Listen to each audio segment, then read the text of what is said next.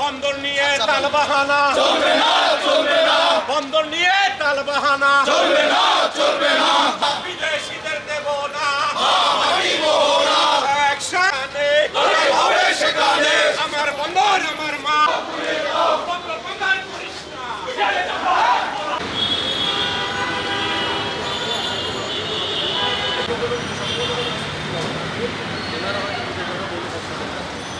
আপনারা জানেন 1998-তে এই মার্কিন এসএস পোর্টকে চট্টগ্রামের মধ্যে দিতে চেয়েছিল। এই চট্টগ্রামবাসী বিক্ষোভের মুখে সমস্ত পেশাজীবী মানুষের আন্দোলনের মুখে তারা পিছু হটেছিল। আমরা বলতে চাই চট্টগ্রামবাসী মরে যায়নি, 98 সৈনিকরা এখনো মরে যায়নি। রাজপথে আমরা আছি, ইনশাল্লাহ আমরা এবারও ডিপিওকে ঠেকিয়ে দিয়ে বুঝিয়ে দেবো এই ইন্টারভিউ কমিটির কোনো অধিকার নেই এই ধরনের সিদ্ধান্ত নেওয়ার। তাদের কাজ হচ্ছে রুটিন ওয়ার্ক করার, একটি নির্বাচন দিয়ে নির্বাচিত সরকারকে ক্ষমতা দিয়ে চলে যাওয়ার। আমরা তাদেরকে বলবো, আশা করি তারা এই ধরনের আত্মঘাতী সিদ্ধান্ত নেবেন না। চট্টগ্রাম বন্দরকে বাংলাদেশের মানুষকে কোনো হুমকির মুখে বলবেন না। বাংলা জাতীয় সংগঠন সহ বাংলাদেশের সমস্ত পেশাজীবী সংগঠনের লোকদেরকে আমি উত্তপ্ত আহ্বান জানাবো, আসুন সকলে আমরা ঐক্যবদ্ধ হয়ে চট্টগ্রাম রক্ষার্থে রাজপথে থাকবো। দুই আর মন্ত্র এক হোক। ইসরায়েলের কালো ছায়া বন্দরের মধ্যে পড়েছে। মির্জাপুরের কারণেই, বিভিন্ন মির্জাপুরের কারণেই এটা হয়েছে। আওয়ামী লীগের পেতাত্তরা বাংলার থেকে চলে গেছে, কিন্তু তাদের সেই বীজ, তাদের উচ্ছিষ্টগুলো বন্দর এবং বাংলাদেশের আনাচে কানাচে আছে, যারা তাদের আদর্শ বাস্তবায়ন করছে।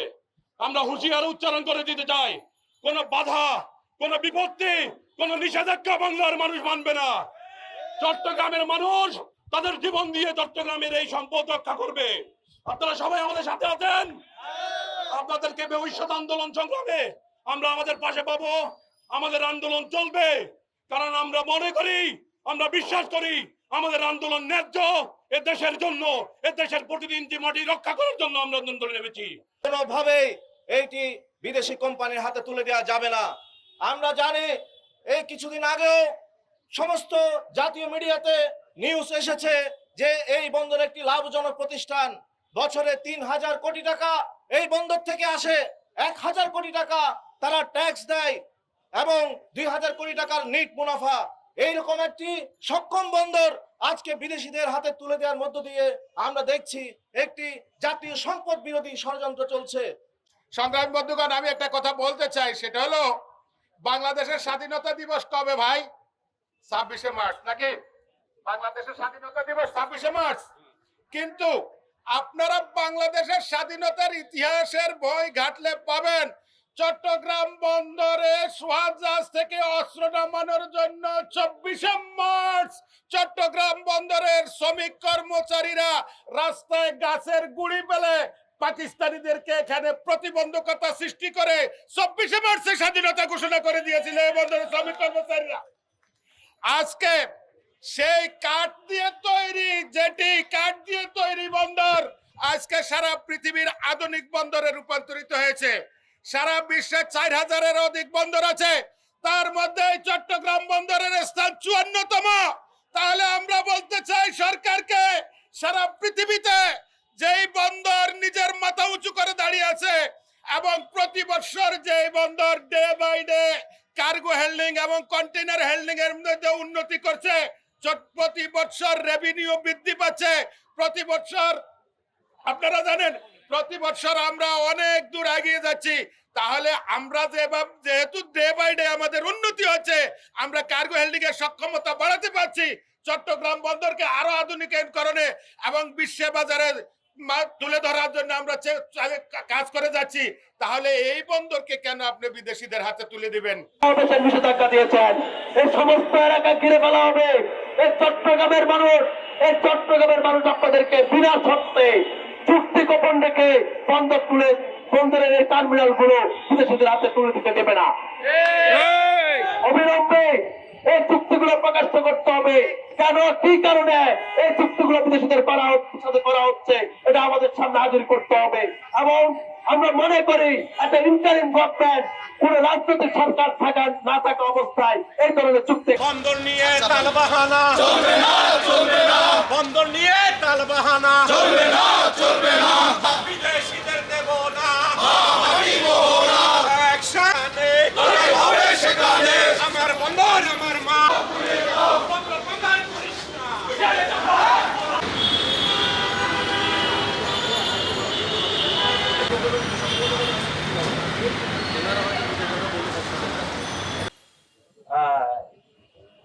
অন্তঃস্থল থেকে ধন্যবাদ এবং কৃতজ্ঞতা প্রকাশ করছি।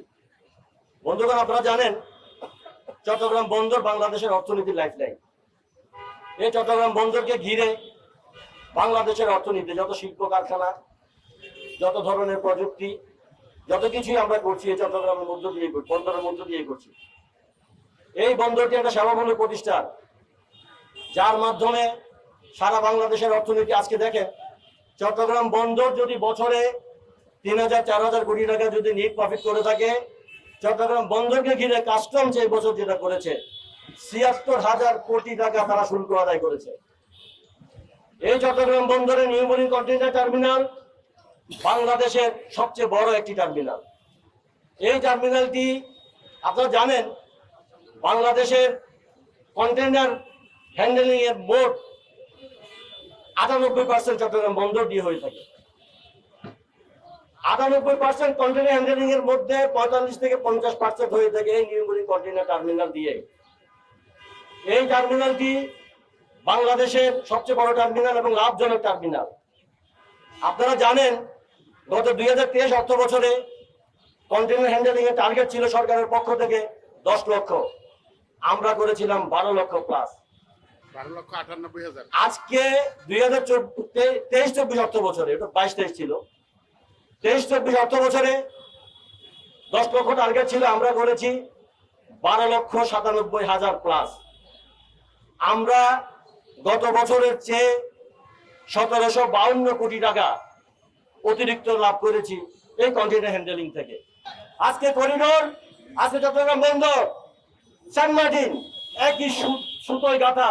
এখন শুনছি কক্সবাজার ট্রেন স্টেশনও নাকি ওই একই প্রজেক্টের অন্তর্ভুক্ত করছেন সরকার।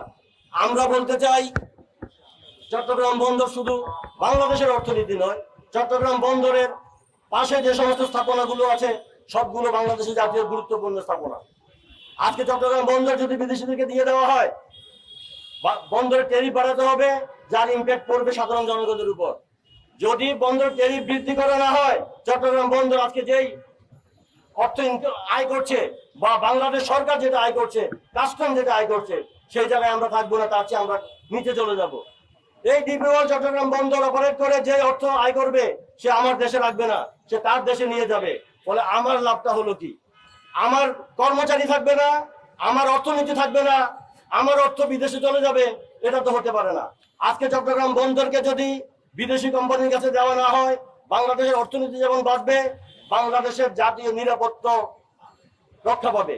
আজকে যে জাতীয় নিরাপত্তা হুমকির সম্মুখীন আমরা মনে করি। ষড়যন্ত্র চক্রান্ত চলছে, তার মানে মার্কিন সাম্রাজ্যবাদের দালাল ডক্টর ইউনূস সরকার আজকে জনগণের মতামতের কোনো তোয়াক্কা না করে সে আজকে এই চট্টগ্রাম বন্দর, নিউ মেরিন কন্টেইনার টার্মিনালকে সহ অন্যান্য স্থাপনা বিদেশিদের হাতে তুলে দেওয়ার যে ষড়যন্ত্র চক্রান্ত করছে, এই ষড়যন্ত্র চক্রান্তের বিরুদ্ধে চট্টগ্রামের জনগণ সহ সারা বাংলাদেশের জনগণ রুখে দাঁড়াবে। এই ধরনের এই বিক্রি করা যাবে না, দেশ বিক্রি করা যাবে না, নিউ মেরিন কন্টেইনার টার্মিনাল বিদেশিদেরকে দেওয়া যাবে না। আমরা যদি দেওয়া হয়, তার বিরুদ্ধে সারা বাংলাদেশ চলে উঠবে। সারা বাংলাদেশ, আমি যতটুকু জানি, শ্রমিক কর্মচারী ঐক্য পরিষদ কেন্দ্রীয় কমিটি এখন বাংলাদেশের সারা দেশেই এর বিরুদ্ধে প্রতিবাদ সমাবেশ, বিক্ষোভ মিছিল করার আহ্বান জানিয়েছে। আজকে এই যে নাগরিক কমিটি এখানে এসেছে, আমরা আগে শ্রমিক কর্মচারী ঐক্য পরিষদ এই সভা সমাবেশ করেছি, প্রতিবাদ জানিয়েছি। আজকে নাগরিক কমিটি এখানে অংশগ্রহণ করেছে। এমনি ভাবে বাংলাদেশের ছাত্র সমাজ, শ্রমিক, কৃষক, সকল সর্বস্তরের মানুষ এখানে অংশগ্রহণ করার মধ্য দিয়ে এই চট্টগ্রাম বন্দর বাংলাদেশের স্বর্ণদ্বারকে বিদেশিদের হাতে তুলে দেওয়া যাবে না।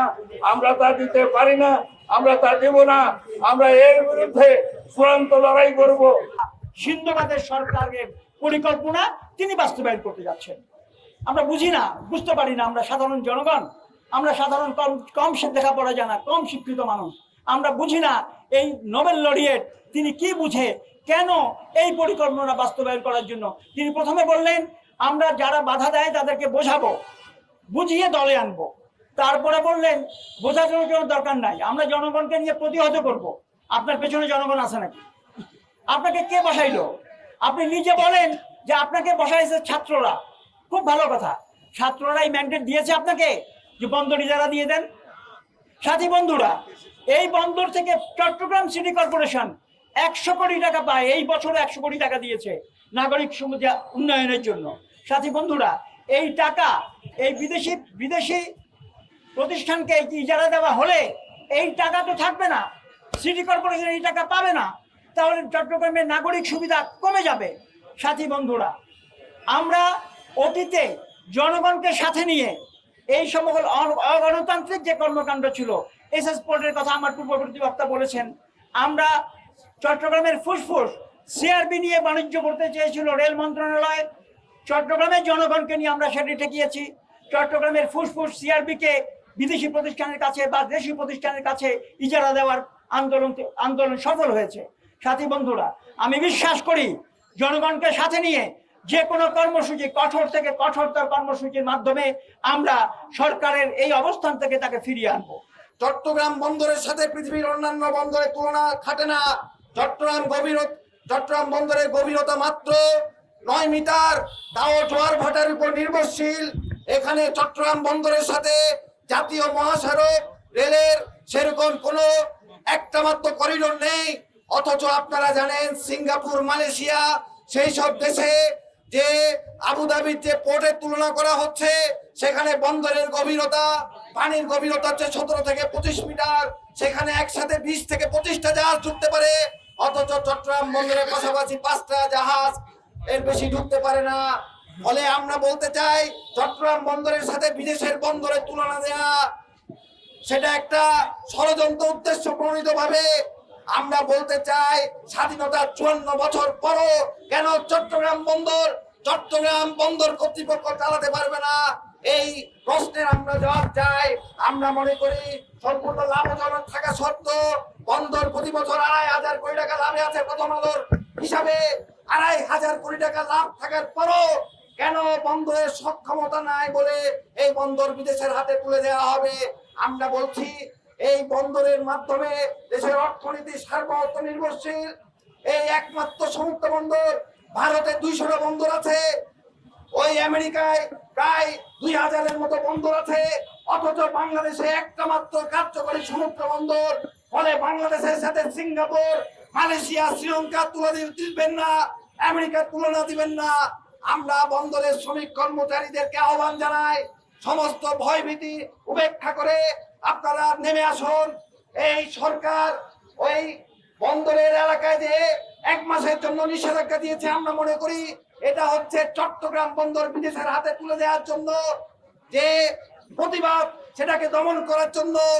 সেই জনগণের কণ্ঠ স্তব্ধ করে কেউ অতীতে টিকে থাকতে পারে নাই। সর্বশেষ ফ্যাসিবাদী শেখ হাসিনা সরকার হচ্ছে তার দৃষ্টান্ত। ফলে এখন বর্তমান সরকারও যদি সেই চেষ্টা করে, জনগণ তার সমুচিত জবাব